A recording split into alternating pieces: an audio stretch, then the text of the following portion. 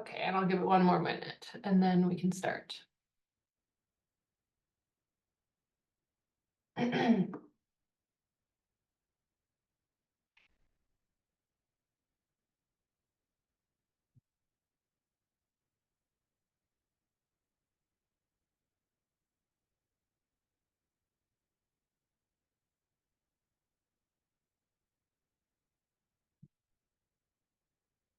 Okay, let's get started. Brittany, are you good to go? Yep. All right. So welcome to our presentation about accessible digitization with the Digirati Manifest Editor. And before starting and introducing myself, I just want to respectfully acknowledge that CRKN's Canadian Research Knowledge Network's offices are located on the traditional unceded territory of the Algonquin Anishinaabe people.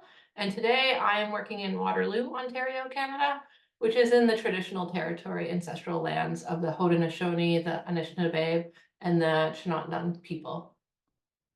So I am Natalie McDonald, the Senior Metadata Analyst at CRKN, and I'll be presenting with Brittany Lapierre, CRKN Senior UX Designer. And actually, she's going to be doing most of the presenting. You'll hear a little bit from me. And I also want to take a moment to acknowledge that we had tremendous help from our colleague Francesca Brzecki, who's here in the room, and also valuable feedback from multiple people, Paul Mollahan, Stephen Fraser, and Vil Vartanen. In my experience, it's rarely just the presenters that have done all of the work in preparation for something like this. So an outline of what we're going to go over today. We are going to discuss our collaboration with Digirati. Part 2 is going to be IIIF Manifests accessibility best practices from what we've learned over the years. It's not a fulsome summary. And then part 3 is a tooling overview in preparation for part 4, which is a workshop activity slash demo that I will be doing. And the workshop outcomes are, we want you to understand accessibility in the context of IIIF. And we also want to show you a no-code workflow to create and share accessible IIIF manifests. And this is really great for beginners or small organizations that say don't have a senior UX designer on staff or any developers on staff, but have clients and user groups that would benefit from having accessible content. I mean, everyone would benefit from having accessible content. All right, so let's get to it. So part 1, collaboration, Digirati and CRKN. Over to you, Brittany. Okay. So today I'll give you a quick overview of our work with Digirati that led us to create this workshop. Next slide. Okay. So first, let me give you a bit of info about CRKN. The Canadian Research Knowledge Network, or CRKN, is composed of 87 academic libraries and research institutions across Canada. Through Canadiana.ca, we provide access to over 20 million pages of digitized historical publications, providing resources to learn about Canada's rich history. Our dedicated heritage, we usually say heritage, um, and infrastructure teams work hard to digitize all of this content. Okay. Next, let's go over our work with Digirati. The Digirati Manifest Editor is an open source tool that makes working with IIIF Manifests simple and visual. It's at the heart of our digitization process, and it allows our team to easily create manifests for our IIIF presentation API, browse through the content for metadata creation, and correct digitization issues like page order mistakes. With the editor, CRKN can add details like labels, summaries, alternative representations, and more to our manifests, including support for both French and English labeling. It's a user-friendly tool that has taken a lot of work off of our small development team, giving us the advanced editing features that we needed without the usual development overhead. By using Digirati's Publish Manifest Editor NPM modules, we've integrated IIIF into our digitization workflow right from the start, making digitization and publishing process more efficient. Our developers wrap Digirati's Manifest Editor's React components in an Electron desktop app. allowing our non-technical digitizers to create and edit manifests straight from folders on their computers. Plus, our staff can open existing items from the CRKN Canadiana collections or even the Internet Archive using manifest URLs. Our developers work to add a simple save button that lets us store everything permanently in our IIIF presentation and image APIs for easy access and display, keeping things smooth for our team at every step. And here we have a screenshot of our simple open and save buttons and the manifest editor component below. We simply imported the manifest editor and immediately had all the functionality from the free website version. So it was very easy to create a desktop app for our staff. And here are the next steps for our collaboration with Digirati on the manifest editor. We want to enhance table of contents creation, so we aim to expand the editor to support table of contents creation and editing using IIIF ranges, which will improve accessibility and navigation of our content online. Simplified page reordering. Page ordering can be challenging, especially when digitizing. It's the most common error made when scanning pages, and they could come out of order. So we want to make reordering pages even easier, especially for complex page ordering issues. And then standardized save functionality. So we would like to work towards some sort of universal protocol for saving to IIIF APIs, making it easier for other tools to support content saving like we have. This would also help streamline content sharing across institutions. Back to Natalie for a little bit. Yep. So now we're going to talk about accessibility best practices. And the big asterisk here is that, we only know what we know, and we don't know what we don't know. And so Brittany and I and a few other folks have been really trying to learn a lot about accessibility and user experience and tools that would benefit from implementing certain things in websites. And this is kind of what we've discovered here. So looking at the numbers, why is accessibility important, first of all? These stats are from a variety of websites, and if you go to our slides, which Francesca is going to put in the chat or has already put in the chat, I can't see the chat, in the notes section of this slide, you can see the exact website where we've taken these numbers from. And so what we're looking at here is 4% of web pages are accessible to people with disabilities, and that's from WebAIM's report of the top 1 million web pages. And they looked at a variety of aspects of each web page, and that was the determination. I believe that's up 1% from the previous study, and that one was done in 2024 report.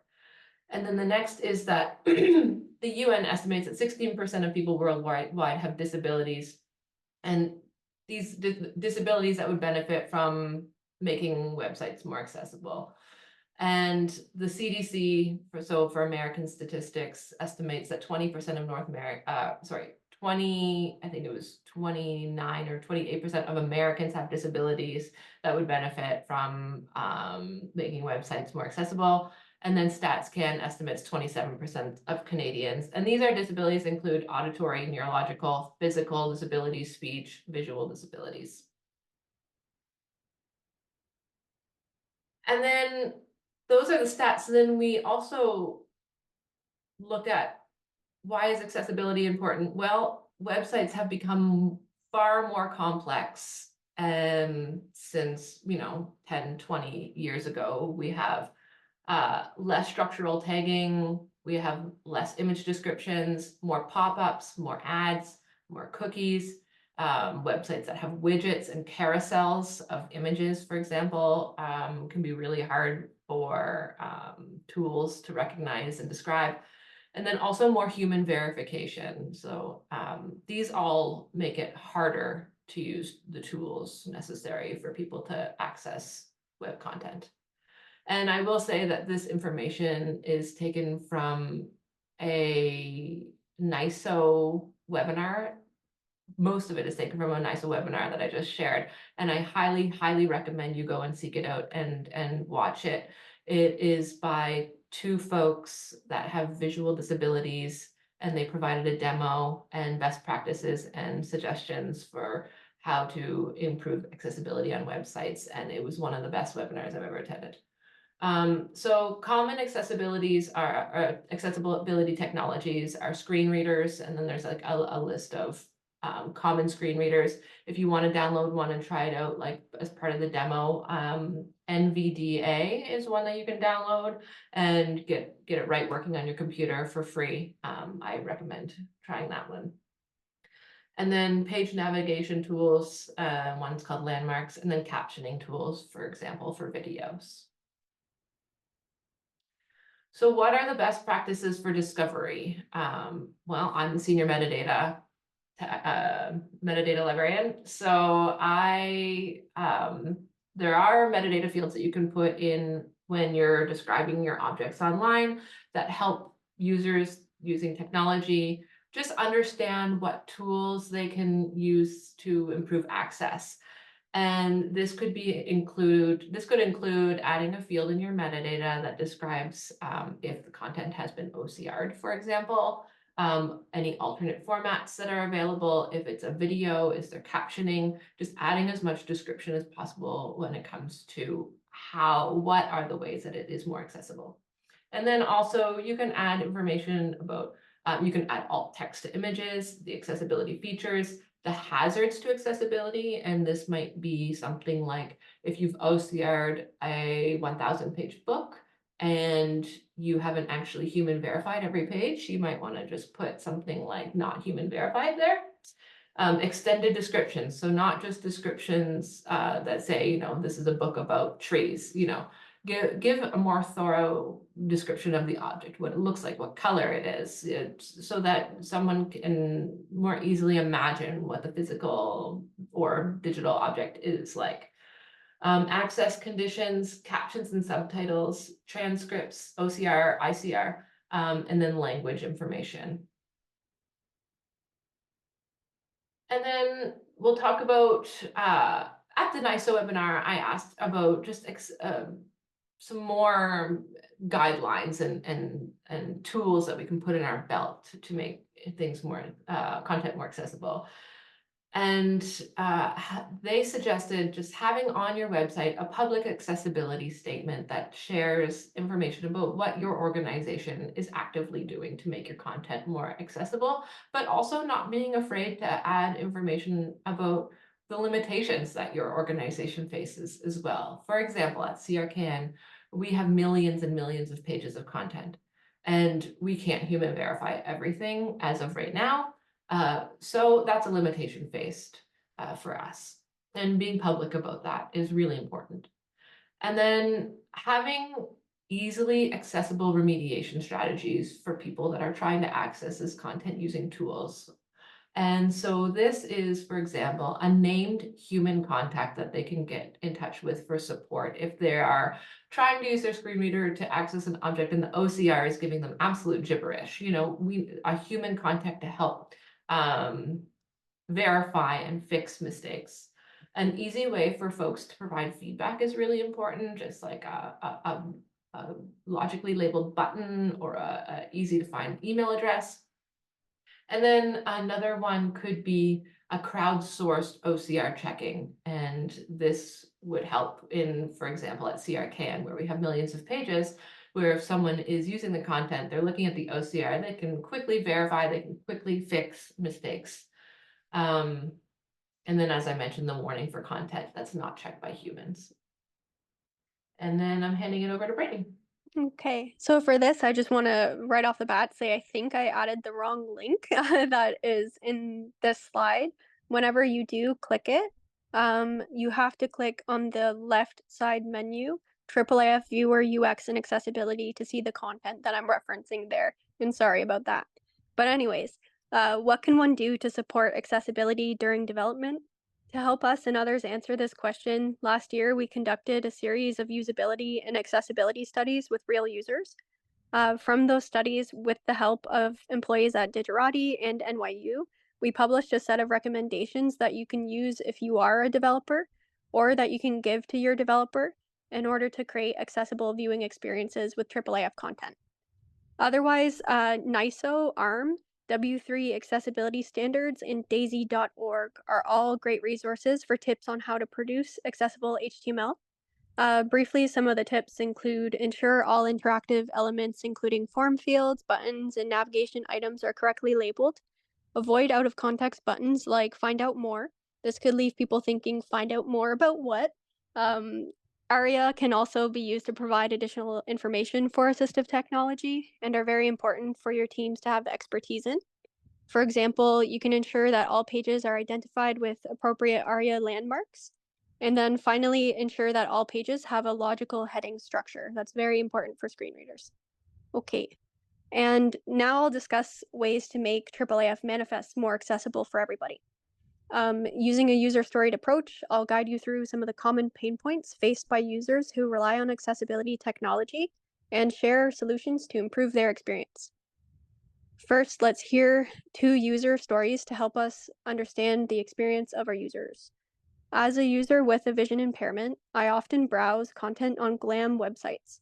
It's crucial for me that the content is structured logically and clearly. This helps me navigate, find what I'm looking for, and understand the material's overall message. Similarly, as a user with a memory impairment, challenges with executive function, or language processing difficulties, I struggle to locate information that I need. I rely on being able to easily identify key details in important sections within a document so that I can find what I need efficiently. And from these stories, what are our users telling us? They're expressing the following needs. I need to be I need to easily understand and navigate the document structure, which is vital for effective browsing. And I need to be able to scan the document quickly and grasp the priority and arrangement of the content. So, what can we do to respond to these needs? Next slide. Yep. We can make it easy to identify the document organization. To do so, look at the major toppings or headings in your content and organize the document into logical, cohesive sections. Overall, a well organized table of contents is an essential feature that improves accessibility for all readers, but particularly for those relying on screen readers or having cognitive disabilities. It facilitates easier navigation, reduces cognitive strain, and enhances the overall understanding of the material. And yeah, sorry. I'm checking the slide and then going back to my page. Sorry about that. How can we apply our solution to IIIF? And that's through IIIF ranges. So ranges are a part of a manifest that can be used to create navigable table of contents for your end users. Certain IIIF tooling natively support displaying the IIIF ranges, but work needs to be done to add extensive range creation capabilities in tooling like the Digirati Manifest Editor that we'll be showing you all today. This is one of our goals, like I said earlier, about the upcoming additional work that we'd like to do with Digirati on the editor. And then some additional work needs to be done too to help IIIF viewer creators render these in simple and accessible HTML structures. Not every viewer does that as good. So to help you visualize what I'm talking about and what a IIIF range looks like, here's an example.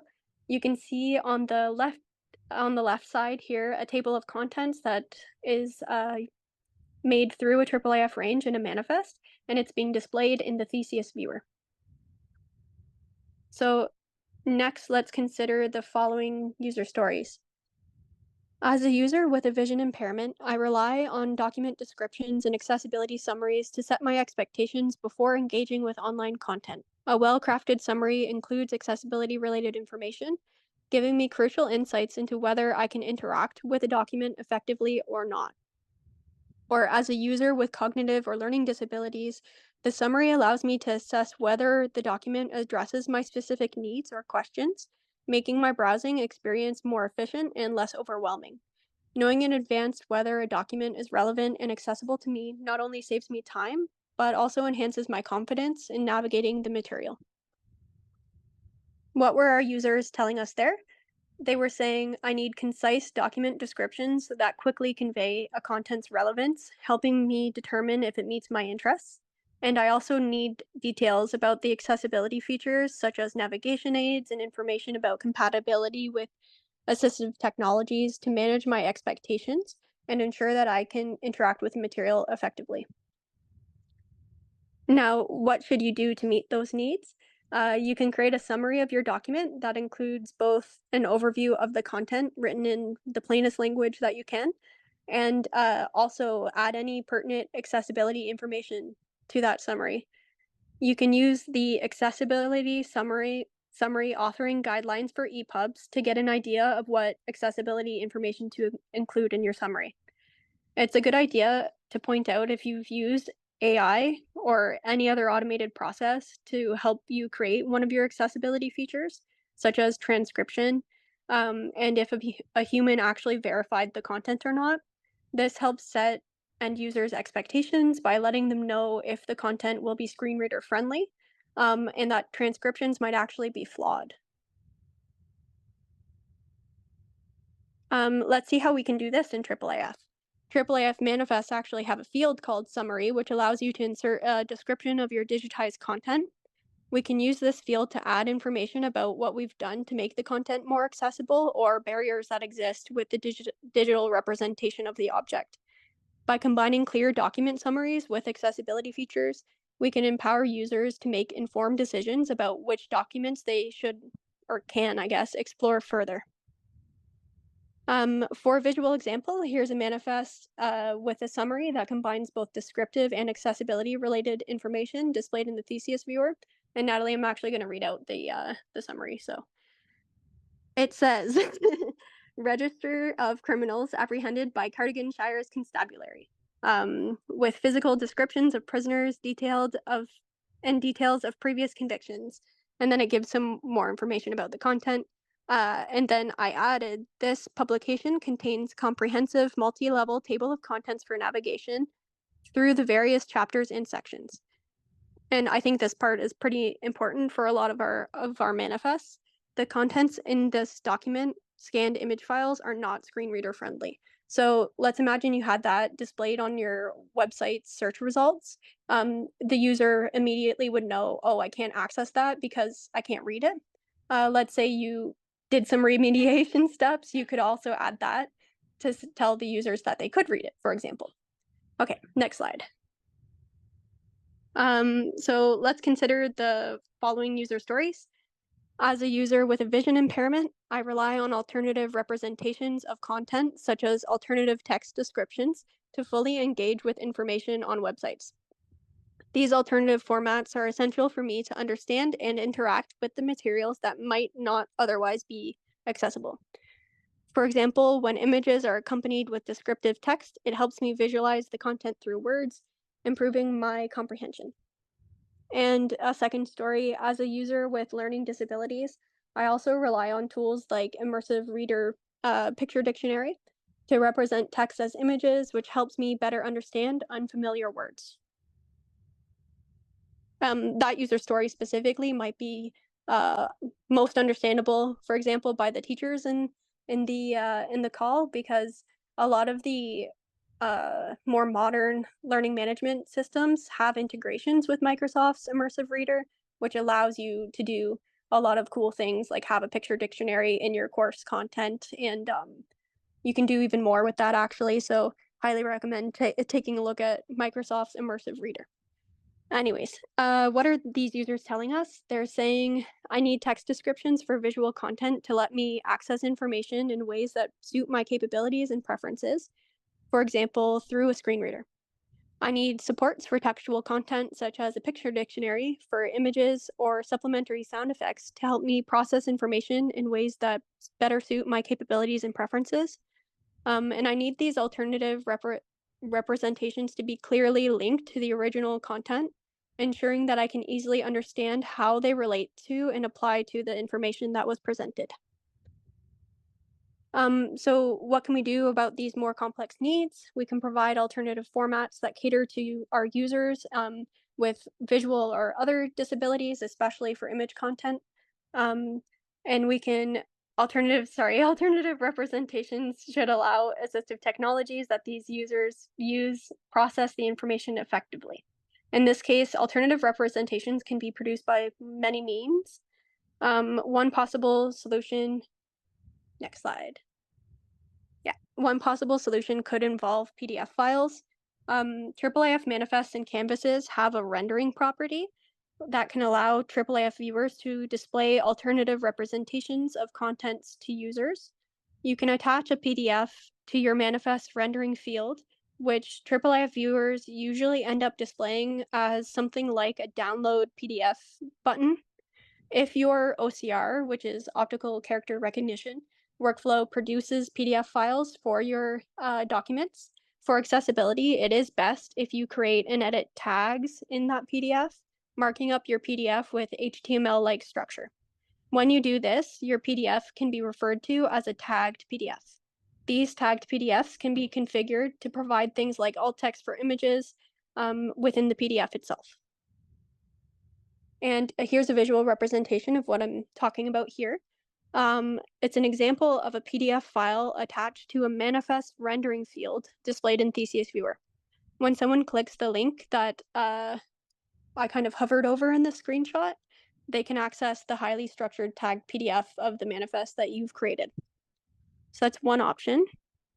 Next, we have a simple way to provide a readable version of a digitized item is to describe each image of your scanned document in a text file, including any graphics or other visual elements that might be on the page. By attaching a text file to the rendering property of each digitized canvas in your manifest, certain viewers, like the Theseus viewer, will automatically show this text under a transcription section as the users navigate through your document. And this is what we'll be showing you how to do today without any code.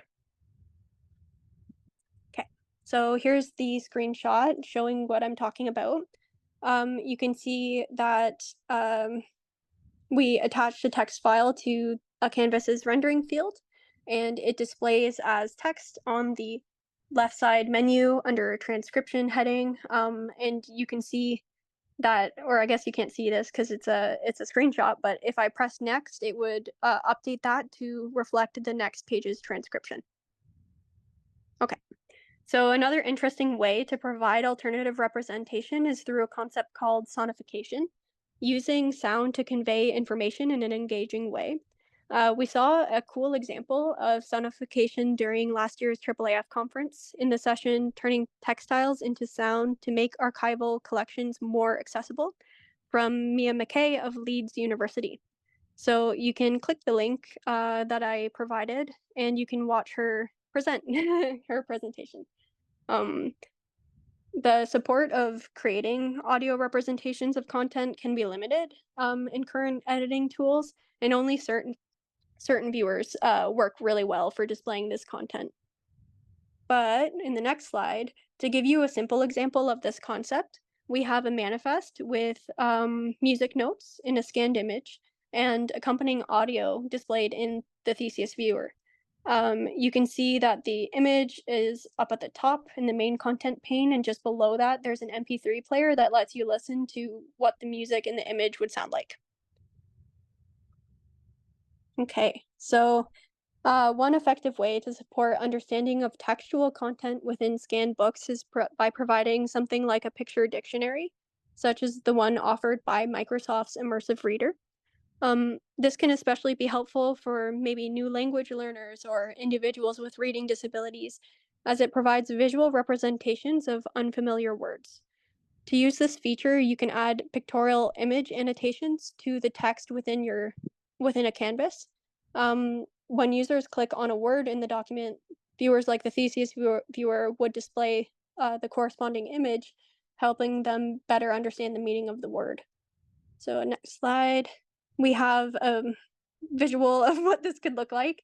So here's an example of a manifest that includes a canvas that has been augmented with an image annotation displayed in the Theseus viewer. You can see that the word bee has a corresponding pictorial representation of a cartoon bee. So that might help folks who are learning new languages, or maybe might be more appropriate in a classroom setting where some people have reading related disabilities. Okay, so next I want to talk about some more advanced topics relating to accessibility in IIIF. Next slide.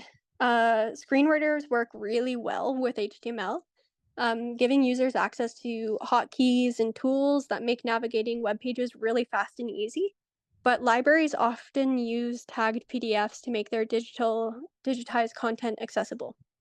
Like HTML, tagged PDFs include markup for each part of the document, going beyond just a simple table of contents to include headings, images, paragraph text, and more. This markup lets screen readers provide helpful shortcuts like table navigation and jump to next heading features.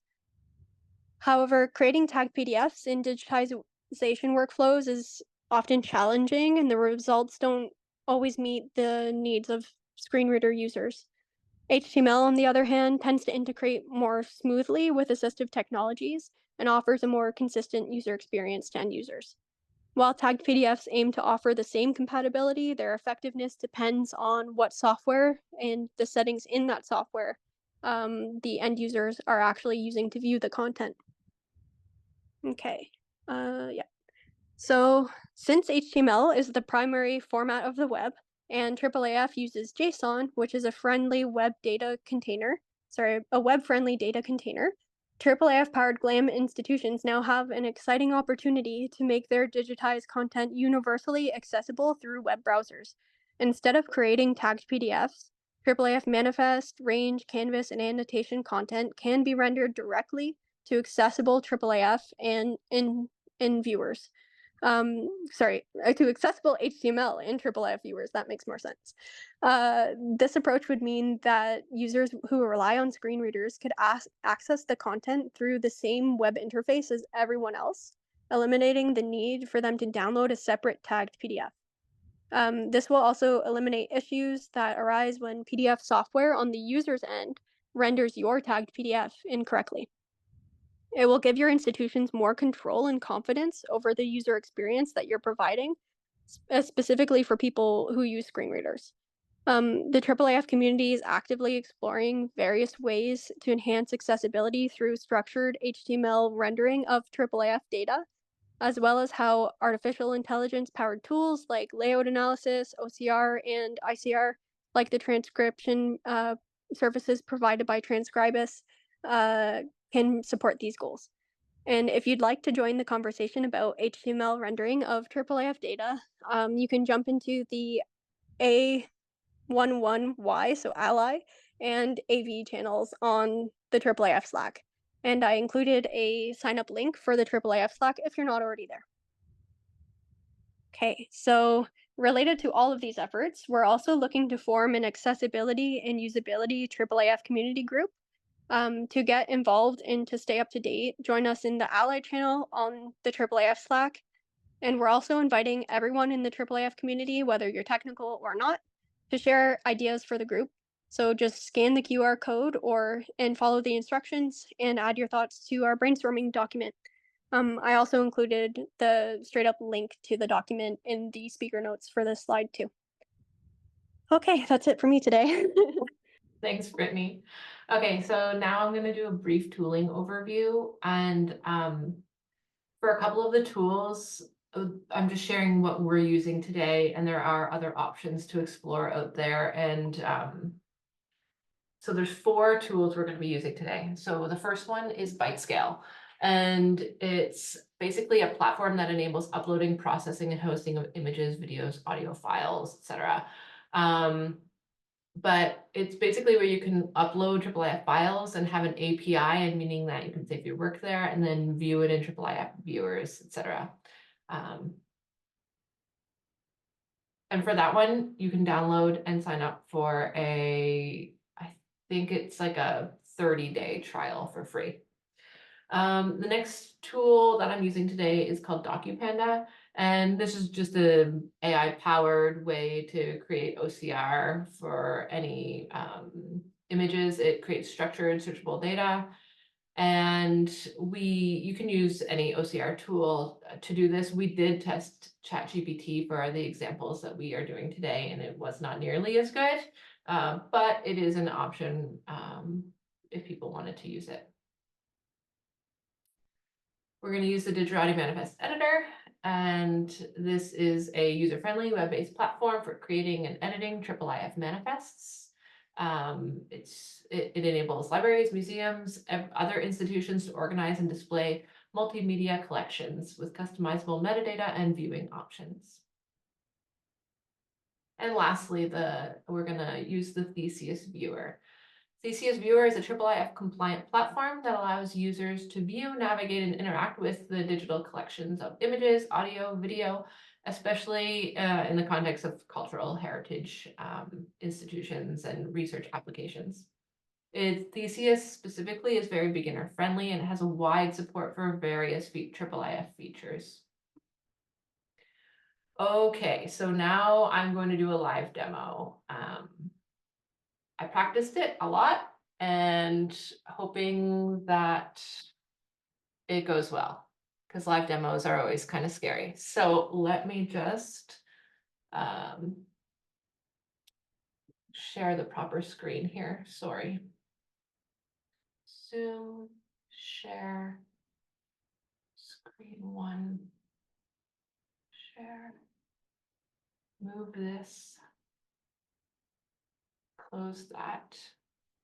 Okay. And I just want to put the slides over here. So for anyone that is interested, you can download or go to this slide in the link that Francesca shared, and in the notes section are all of the steps that I'm going to be doing today. Now, of course, you'll already have to have accounts for some of the tools, but you can follow along if you'd like. Okay, so the first thing we're gonna do is find the images of what we wanna create a IIIF manifest of. So if for this example, I'm gonna be using 2 images that have been scanned and are in CRKN's collection. So I'm gonna upload those. And then what I'm gonna do is, so I have the images online now. Now what I'd like to do is go over to DocuPanda and I want to OCR those images and get text files of the OCR. So we're gonna click upload documents, upload files, and we're gonna upload the same 2 files. We're gonna hit submit. Oh, and I have a funky status already. Okay, we'll see what happens with 17 here. Okay, one moment. I'm guessing I have to re-sign in. Try uploading. Sorry.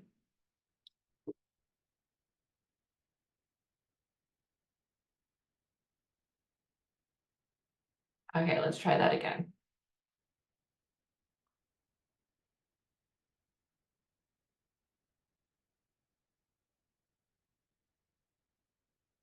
Okay, refreshing it seems to maybe have worked. Yeah. Okay, so big success, green arrow, everything's good. So click see documents. And what we do here is we're gonna download the text. We want to download the text file because that's what we're going to be using to create the alternate format. And we're gonna unclick this. For some reason, there's a glitch in this website. You can't download more than 1 text file at a time. So that's why I'm doing it one by one.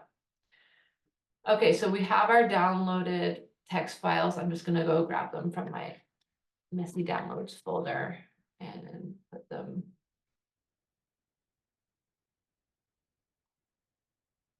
Okay. And now we're gonna go back to byte scale, and we want all of our documents to be in this one same place in byte scale. Well, at least I do for this demo. So I'm gonna upload the 2 text files that were just created. I'm gonna actually open those text files and show you what they look like.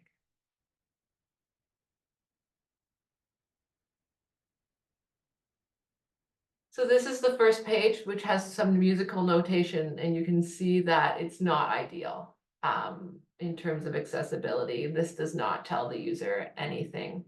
And so what I actually did is I went into this one image earlier today and I removed all of the gibberish that the OCR did not make clean. So I do have a human verified file for page 16. Okay, so we're gonna shut this down. Okay, so now we have, and I'm gonna upload that human verified file, sorry, as well. So now we have our 2 images and we have our 2 texts and we have our verified text. The next step is to open up the Digirati Manifest Editor. And we're gonna click Create New Manifest. We're going to label the manifest. That the manifest is the overall IIIF object, and a canvas are the individual images within the IIIF manifest. Okay, so squirrel song. And we also want to, in the examples that Brittany showed, add a summary, because a summary, with an extended description and any accessibility features for the object. So I have a summary that I have in the notes that you can use as an example. So paste the summary in. We can add some spaces.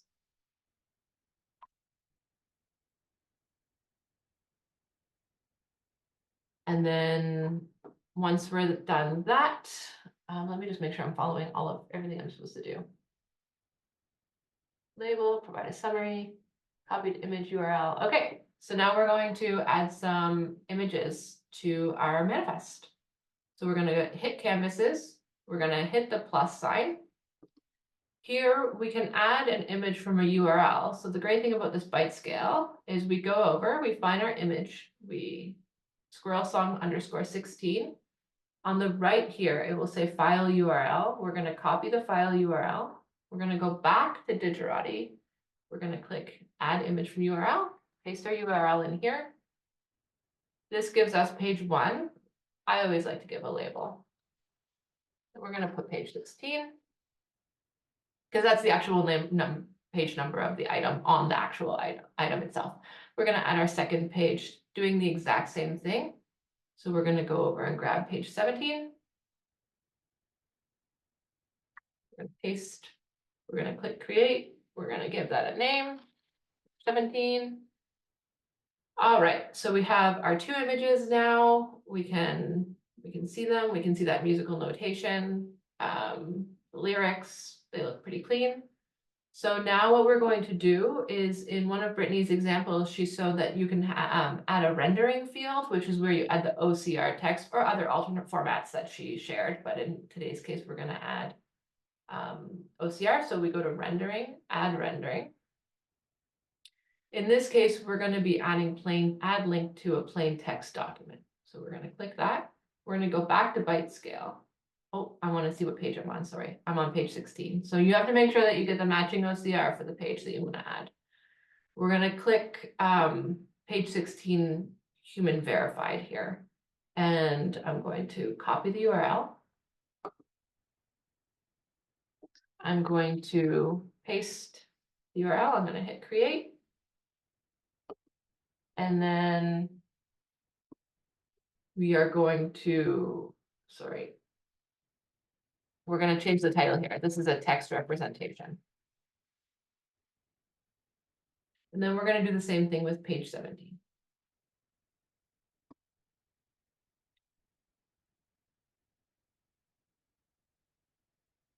In page 17, we're going to go more. It's in the linking field. We're going to go add rendering, plain text. We're going to paste the link to our plain text of page 17. Okay. We're going to do text representation. And let me just make sure. Yeah, okay. So at this point, I just want to do a preview. The great thing about preview is that you can see what your end result is going to look like, but it is not the final IIIF manifest that you can share with friends or with users permanently. But it's good to get an idea to make sure it looks what you're expecting.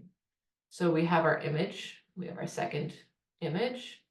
If I click read transcription here, I should get, so the left sidebar, I have my transcription, whereas this is just literally an image. You can't highlight the text. So here, a screen reader can read this, a screen reader cannot read the image. And if we go to page 2, it updates the OCR content that we created. So I'm happy with that. I'm going to close preview. And I'm going to download my manifest now. So I have my JSON file. I'm going to go into my downloads. Actually, yes, I'm going to go into my downloads because I want to rename it.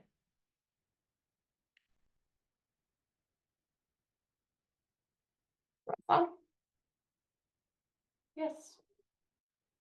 And then I'm going to cut it and put it back in that folder.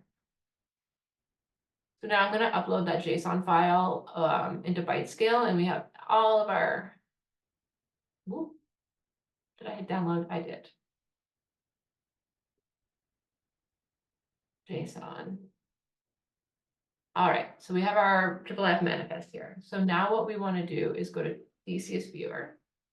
And what we can do is copy our JSON URL. We are going to pop it into Theseus Viewer here, click View Manifest. Now we have our permanent IIIF manifest that we can share if a user had requested this item to be accessible. We can send it to them via email or in whatever way you would. We're going to check to make sure that our transcription is there for page 1, page 2. Looks great. And then at this point, you can share it in many different ways, but you can just copy the IIIF manifest link, copy link to this viewer, and send it along. So I'm going to attempt now. I'm not a power user with screen readers, but I do have NVDA and I do check for accessibility. So I'm going to open it up and you should be able to hear the sound coming from my computer. Welcome to NVDA dialog. Yep, we can hear it. You can hear it? Okay, thanks, Brittany. Okay. NVDA and no desk the Okay, number so now number tab control transcription and caps lock down. heading level 3 transcription number 12 dot the squirrel Danish folk melody. We caught a young squirrel right here in our wood. He tries to get out and he will if he's good if on Lee desktop win desk status bar. Sorry, I'm just going to shut it down show now. his exit error. Okay,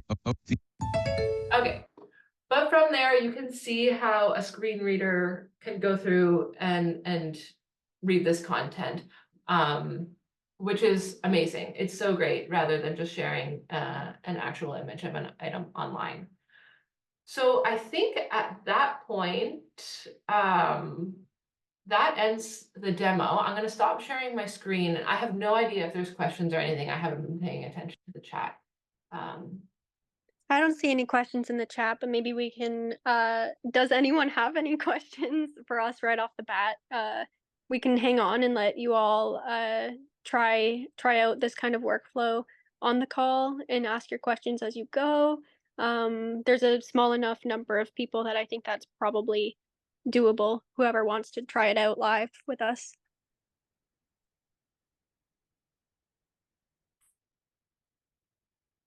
Feel free to unmute right away if you have a question, or just type it in the chat and maybe we'll give them a minute or two.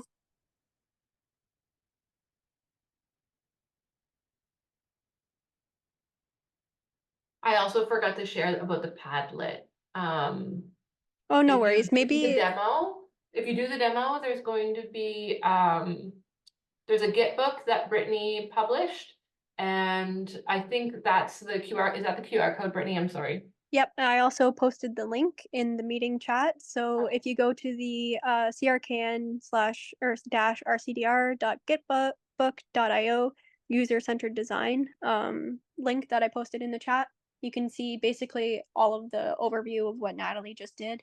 And then all the way at the end, if you scroll to the end, you'll have a feedback board. And maybe Natalie, can you share your screen and show that? Yep. Just one sec here. So Yeah, no worries. let me just bring up the Padlet.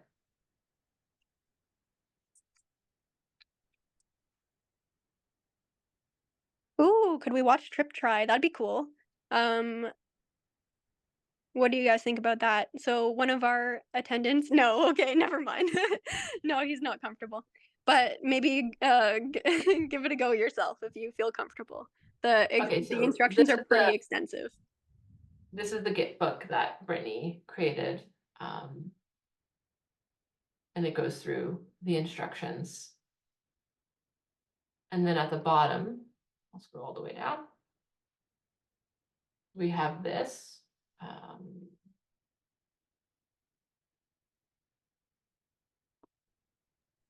And you yeah, can add your, sorry, go ahead, Brittany. sorry. So after you're done going through the activity, and if you don't want to do it right now, you can always come back to it later on in the day or anytime you want.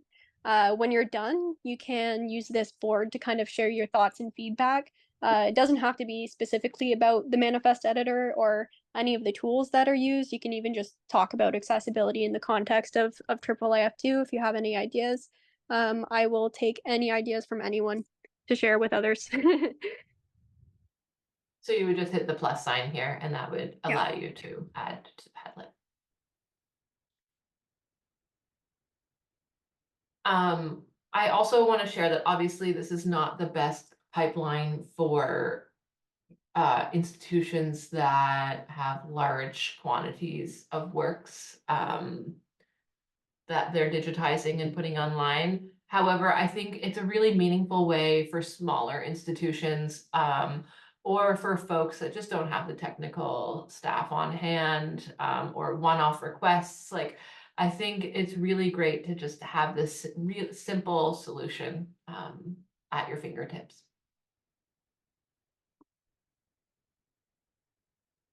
Yeah, the thing that I was most happy about was being able to use some sort of file sharing app like ByteScale to um, essentially permanently host all of this and make it work without even needing to code anything or having a GitHub account. I thought that that might make it more accessible to non-technical folks. So no problem, Rachel.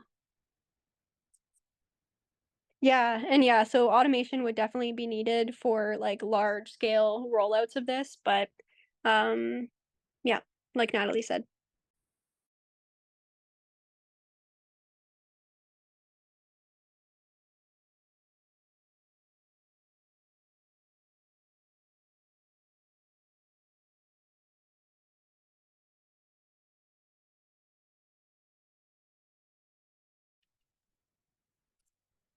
Yeah, that's a good point, Jen. And I do think that of like the 4 tools I shared, there's probably tools that you can use that your institution does have access to replace something like example ByteScale for saving your content. Um, you just need to kind of look into what's available. Yeah, the main thing that's important for the file sharing is that it has that direct download link capability. So to know if your link is a direct download link, generally the file name will be in the link and the extension as well. So that just lets the viewers and the editor actually access the content of the file right away instead of for Google Drive, I think, and like OneDrive, what you end up having to do is access the file content through their software. So it doesn't actually give you a direct download link, unfortunately. That's why I ended up going with ByteScale because it was the most user friendly version of something that I was trying to use for this that wasn't GitHub.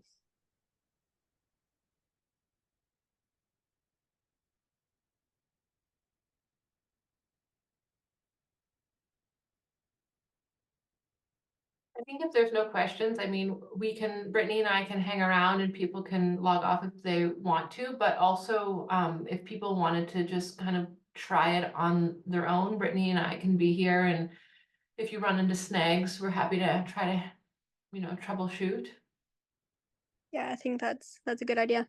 Yeah, but I mean, if people need to go, that's fine as well.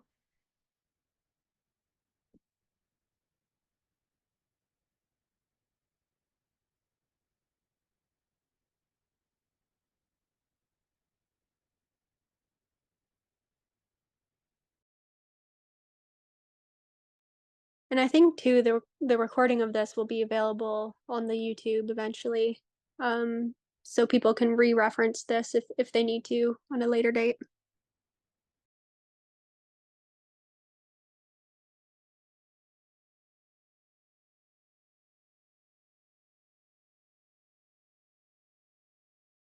This has been really great and helpful. Thanks so much to both of you for doing this. Our No pleasure. problem. I'm happy to share all this information to get other brains knowing about what we're working on here. Yeah, and the more we have an efficient workflow for doing this, the easier it is for people to do it, which for better or worse is when more people start doing it is when it's easier for them. Brittany, there's a question in the chat there. I think probably you're better to answer it. Okay. So, can you share a little bit about your process getting to this point? That is, what roads ended in a dead end and what worked. So I think Natalie alluded to this, but one thing that maybe we can go deeper into, Natalie, is so for our institution, we actually use a more automated version of what's going on here to give OCR content to our end users, and we actually do the tagged PDF workflow still currently.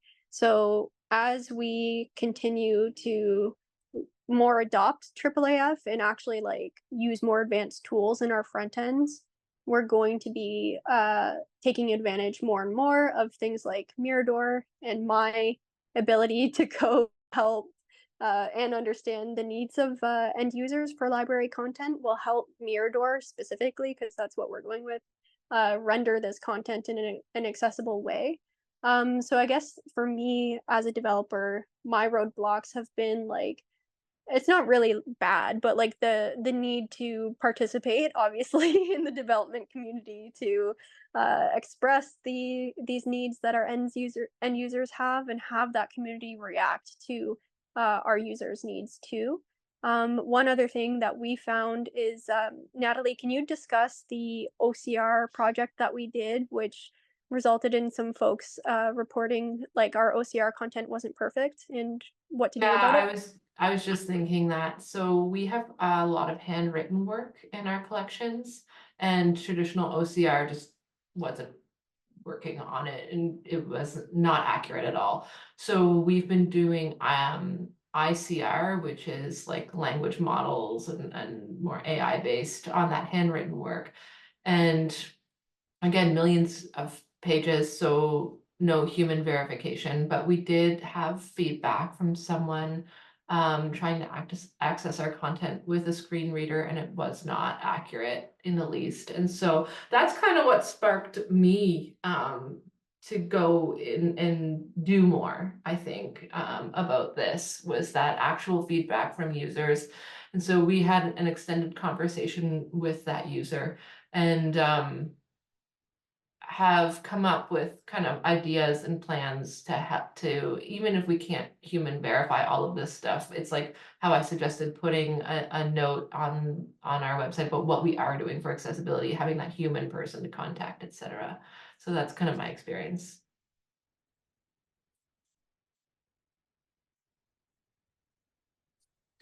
It's really, really helpful to see your demo and to see the kind of diversity of user cases and so forth. Just kind of getting a little bit under the hood with you as you go through this innovative process. It certainly informs thinking about education, and I hope to stay connected in sort of parallel efforts to develop tools that are inclusive, using IIIF content in all its riches. Yeah, for I sure. think, And sorry, Mary. Sorry, go ahead.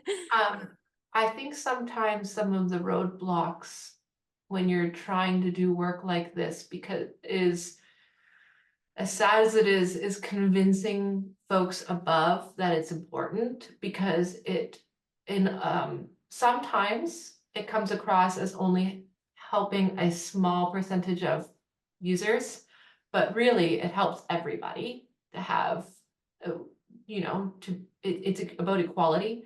And I think that can be the toughest thing sometimes, is just really having everyone on the same page about why it's important and how important it is. Yeah, a practical example of that is for example, the table of contents with ranges. It's immediately like obvious, I guess, how that would help someone who's just navigating the page without a screen reader. Like it's just helpful to have a table of contents of an item, but it's also crucial for folks with screen readers if there's a table of contents. So that kind of goes to show that if you do go through these steps to add certain features like table of contents to your manifest, it can actually benefit everybody, not just that user who relies on it for their screen reader.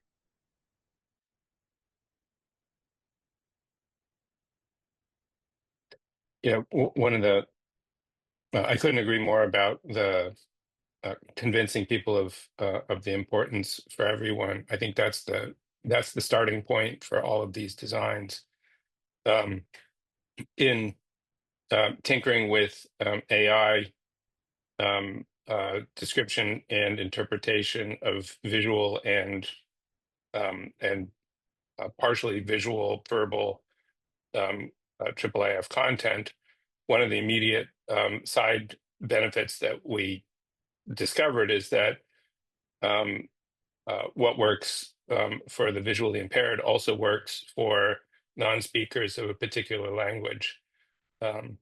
So much of IIIF content is global in nature and has lots and lots of different languages, many of them less commonly taught or not widely spoken. And some of these tools serve those purposes as well. So it expands the notion of access and accessibility.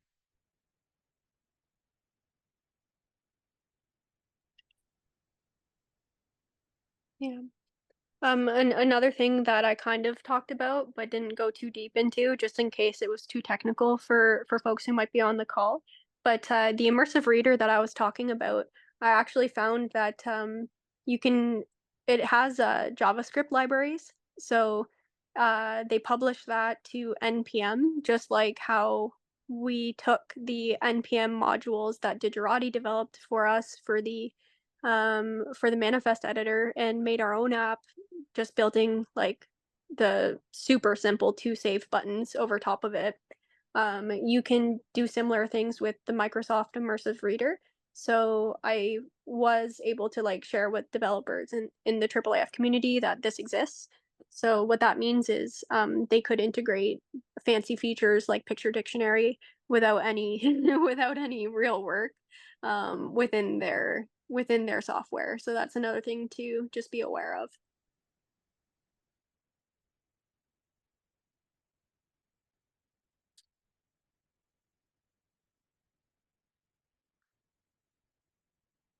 Well, Nate, well, you'll hear more from me.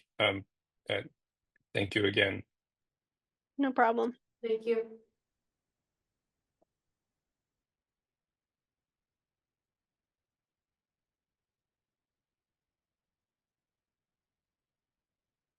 Yeah.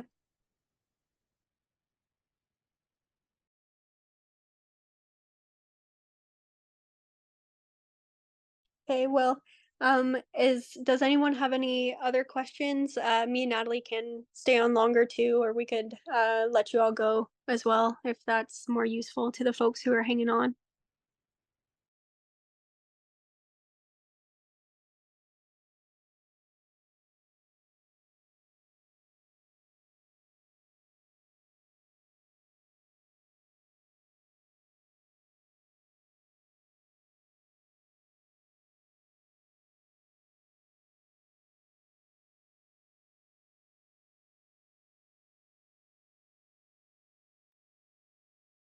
All right, well, I think we can call it a day. And Brittany and I mean, feel free to contact us on the CRK. Our contacts are on the CRK website if any questions come up. Yep, and I'm pretty much always on the IIIF Slack too, so That just too, yep. shoot me a message if you want to chat about this stuff. Yep. Thank you everyone for attending.